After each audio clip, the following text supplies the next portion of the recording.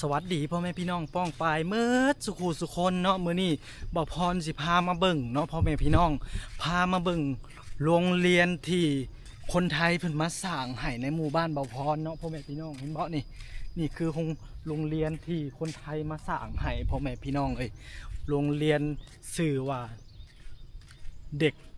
เพื่อฝันหรือว่าเป็นความฝันอหยังเกี่ยวกับเด็กนี่นะบ่พรก็ห้องชื่อยากเนาะ พ่อแม่พี่น้องเดี๋ยวบ่พรสิพาไปเบิ่งเนาะพ่อแม่พี่น้อง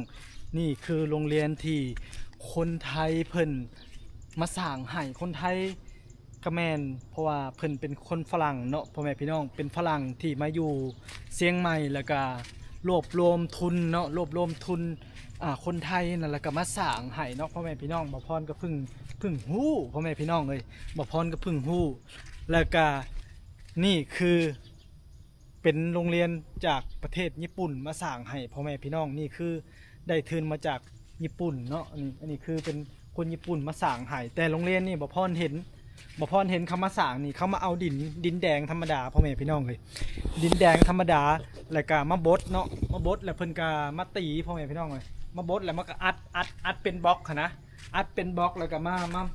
มาสร้างเนาะเพิ่นบ่ได้ซื้อดินบล็อกเองได้ญี่ปุ่นมาสร้างโรงเรียนนี่ได้หลัง ฝั่งนี้คือคนญี่ปุ่นมาสร้างเนาะเป็นทุนจากญี่ปุ่นที่มาช่วยเหลือเนาะพ่อแม่พี่น้องแล้วกันนี่ก็สิเป็นห้องน้ำพ่อแม่พี่น้องนี่ห้องน้ำของชาวญี่ปุ่นเพิ่นมาสร้างให้เนาะพ่อแม่พี่น้องนี่เห็นบ่โครงการจากชาวญี่ปุ่นเป็นคนมาจากญี่ปุ่นมาสร้างให้แล้วก็โรงเรียนหลังนี่เนาะพ่อแม่พี่น้องส่วนของคนไทยมาสร้างให้เด้อบ่พรใช้เบิ่งเด้อของคนไทยมาสร้างให้สิเป็นฝั่งนี้พ่อแม่พี่น้องเห็นบ่สีสิต่างกันเนาะนี่คือเป็นของคนไทยต้องมาสร้างให้ที่รวบรวมทุนมาสร้างให้พ่อแม่พี่น้องแล้วก็จะมีห้องน้ำเนาะห้องน้ำเพิ่นกับเศษสีคล้ายๆกันที่ออกแบบคลาสสิกแบบคล้ายๆกับโรงเรียนเลยเนาะนี่เป็นของคนไทยเนาะพ่อแม่พี่น้องเอ้ยนี่ตอนนี้เพิ่นปิดเทอมเนาะเด็กๆเพิ่นปิดเทอมพ่อแม่พี่น้องเพราะว่าส่งนี่เด็กป.3 ป.4 ป.5เพิ่นเซ็งปิดเทอมเนาะแล้วก็สิบ่มีคนนะพ่อแม่พี่น้องเพราะว่าโรงเรียนฝั่งลาวนี่ส่งนี่ฤดูช่วงดำไห้ดำนาเนาะเขาเจ้าสิปิดเทอมให้เพราะว่าช่วงนี้ประเทศลาวนะเพิ่นเฮ็ดนาปีเนาะพ่อแม่พี่น้องเห็นบ่ห้องน้ำนี่นี่คือห้องน้ำเด้อพ่อแม่พี่น้องนี่เดี๋ยวพรสิมาเบิ่งว่าเพิ่นสิแยกห้องน้ำยิงห้องน้ำทรายบ่นี่โอ้คนไทยเพิ่นเฮ็ดให้คักเลยพ่อแม่พี่น้องเอ้ยนี่เพิ่นติดไฟเข้าห้องน้ำอีกพ่อแม่พี่น้องเอ้ยโอ้เพิ่นเฮ็ดให้คักอีหลีเนาะนี่ห้องน้ำนักเรียนยิงเนาะโอ้คนไทยเพิ่นเฮ็ดเป็นระเบียบเห็นบ่ถ้าเป็นคนไทยนี่เพิ่นสิเป็นระเบียบข้างนี้ห้องน้ำนักเรียนทรายห้องน้ำอาจารย์ยิงห้องน้ำอาจารย์ทรายโอ้เพิ่นสิแยกให้อีกแล้วก็ตอนนี้ใส่กุญแจไว้แล้วเนาะพ่อแม่พี่น้องบ่สามารถเบิ่งได้เนาะนี่คือโรงเรียนของคนไทยมาสร้างให้เด้อพ่อแม่พี่น้องนี่โรงเรียนเด็กเพื่อฝันเป็นของคนไทยเนาะแล้วก็เป็นฝรั่งที่เพิ่นมาอยู่เชียงใหม่แล้วก็เพิ่นก็รวบรวมเงินกับพี่น้องชาวฝั่งไทยแล้วก็มาสร้างให้คนลาวเนาะพ่อแม่พี่น้องเนาะนี่เห็นบอกโอ้เพิ่นเจไทยคลาสสิกมองนั่งคักอีหลีพ่อแม่พี่น้องเอ้ยนี่แต่ว่าเฮาบ่สามารถเข้าข้างในได้เด้อเพราะว่าเพิ่นสิล็อกเนี่ยโอ้เพิ่นเฮ็ดคักอีหลีคักกว่าของญี่ปุ่นเนาะมันสิมีให้มีมองนั่งมองหยังเป็นแถวเป็นหยังได้พ่อแม่พี่น้องเอ้ยนี่โอ้คนไทยเพิ่นมาเฮ็ดให้งามอีหลีนี่พ่อแม่พี่น้องเอ้ยนี่เพิ่นเฮ็ดคลาสสิกให้คักอีหลีเนาะนี่ห้องป.2 ขอเนาะโอ้เห็นบอกพ่อแม่พี่น้องนี่คือโรงเรียนของคนไทยมาสร้างให้เด้อนี่เป็นอะไรพ่อแม่พี่น้องงามบ่นี่เพราะว่าตอนนี้เพิ่นปิดเทอมโดนมากะสี่6อีหยังได้จักหน่อยนึงเนาะนี่โอ้นี่คนไทยเพิ่นมาเฮ็ดเพิ่นสิตกแต่งสีแบบงามเนาะของญี่ปุ่นสร้างให้แบบเขาเจ้าเฮ็ดคล้ายๆแบบอย่างว่าป้องกันแผ่นดินไหวนะทุกคนบ่พรมองมันแบบมันจะแบบใดข้างหน้ามันจะต่ำๆไปจังหน่อยนึงเนาะมันบ่ค่อยงามว่ะของคนไทยเพิ่นสิเฮ็ดแบบคลาสสิกให้เนาะนี่เห็นบ่นี่เพิ่นสิเฮ็ดให้สีหยังเพิ่นก็สิทาแบบเป็นระเบียบงามๆเนาะเพิ่นสิทาแบบคล้ายๆอันเดียวกันห้องน้ำก็สิเฮ็ดอันเดียวกันโอ้งามพ่อแม่พี่น้องเอ้ยโอ้ตอนนี้ก็สิแบบ6ได้หน่อยนึงแล้วเนาะเพราะว่า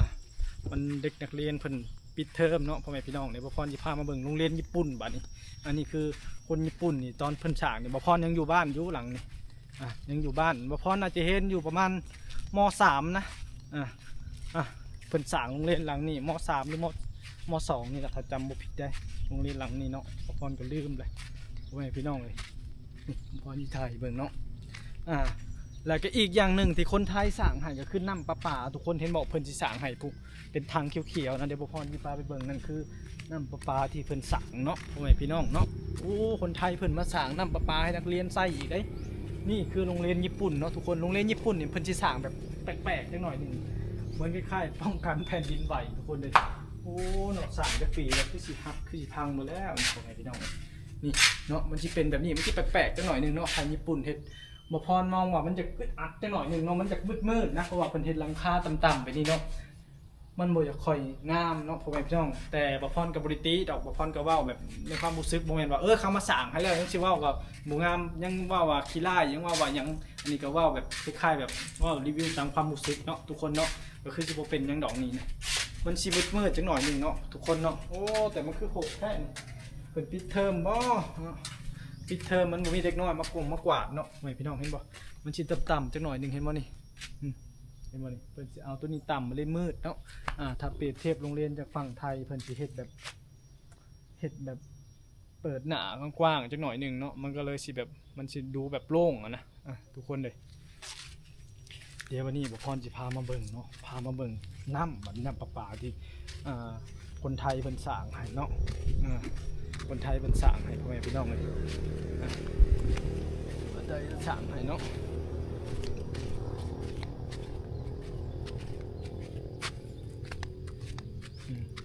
บ่พรสิพามาเบิ่งน้ำประปาคนไทยเพิ่นสร้างให้เนาะพ่อแม่พี่น้องนี่บ่พรสิพาไปดูนี่คือน้ำประปาที่คนไทยเพิ่นก็สร้างให้เนาะพ่อแม่พี่น้องโอ้เพิ่นทำระเบียบให้เบิดทุกอย่างเนาะเพิ่นจัดชั้นให้อย่างน้ำประปาที่ว่าเด้งไปแบบโคตรหันโคตรนี่อยู่ฝั่งนั้นได้เลยสบายพ่อแม่พี่น้องเอ้ยนี่ก็คืออันนี้ก็คือป.1 ป.2 ที่แบบสมัยบ่พรเฮนนี่แต่ว่ามันเก่าไปแล้วเนาะสมัยบ่พรเฮนนี่มันหักมันพังหมดแล้วพ่อแม่พี่น้องเอ้ยมันหักมันพังหมดแล้วเนาะนี่ก็คือนี่น้ำประปาเป็นเหตุให้นักเรียนใช่เนาะทุกคนเอ้ยนี่เนาะไอ้พรชีพามาเบิ่งนี่คือต้นไม้วิกนี่ก็คือเขาปลูกแต่สมัยบ่พรอยู่นี่บ่มีได้ทุกคนเด้แต่ตอนสมัยบ่พรอยู่นี่ต้นไม้วิกนี่เป็นในรุ่นบ่พรเฮียนนี่แต่ว่าเขาตัดขายแล้วนี่รุ่นสมัยบ่พรเฮียนนี่คือได้ปลูกพวกนี้แหละโอ้ย้อนไป10 กว่าปีขึ้นหลังพุ่นนี่คือยุคบ่พรปลูกก็น่าจะประมาณป.5นี่แหละถ้าจำบุพิษได้พ่อแม่พี่น้องนี่คือป.1 ป.2 ป.1 ป.ยังนี่สมัยแต่ก่อนบ่พรยังได้เฮียนอยู่นี่บ่พรยังได้เฮียนอันนี้คือเป็นห้องการห้องยังครูอยู่น่าจะยังใช้ได้อยู่ตะเบิงเขาจึงปิดตีปิดแบบนี้นี่คือสมัยบ่พรเฮียนอยู่นี่ละแต่ว่าตอนนี้มันก็เก่ามันก็พังไปแล้วเนาะเพราะว่ามันผ่านมาหลายปีแล้วพ่อแม่พี่น้องนี่คือโรงเรียนที่สมัยบ่พรเฮียนเนาะนี่แหละคร่าวๆออกมานี่แหละเนาะพ่อแม่พี่น้องโอ้เป็นยังไงทุกคนนี่บรรยากาศโรงเรียนบ้านนอกบ้านบ่พรก็สิแบบนี้เนาะสิแตกต่างกับอยู่ไทยหน่อยนึงเห็นบ่ทุกคนนี่นี่คือโรงเรียนจากประเทศไทยเนาะบ่พรก็รีวิวให้เบิ่งแล้วโอ้สีสันงามเนาะพ่อแม่พี่น้องเพิ่นว่าเพิ่นตกแต่งเนาะแต่โรงเรียนของญี่ปุ่นให้เพิ่นใช้แบบมันเฮ็ดแบบต่ำๆแบบนี้เนาะทุกคนเฮ็ดแปลกๆหน่อยนึงป้องกันแผ่นดินไหวน้ำเพิ่นว่าแต่มันสิแปลกๆหน่อยนึงทุกคนนี่ก็คือทางออกเด้อเพิ่นสิปิดไว้ตรงนี้เพิ่นปิดไว้นี่เพิ่นสิปิดไว้นี่ก็คือน้ำประปาเนาะน้ำประปาที่คนไทยมาสร้างให้เพิ่นต่อ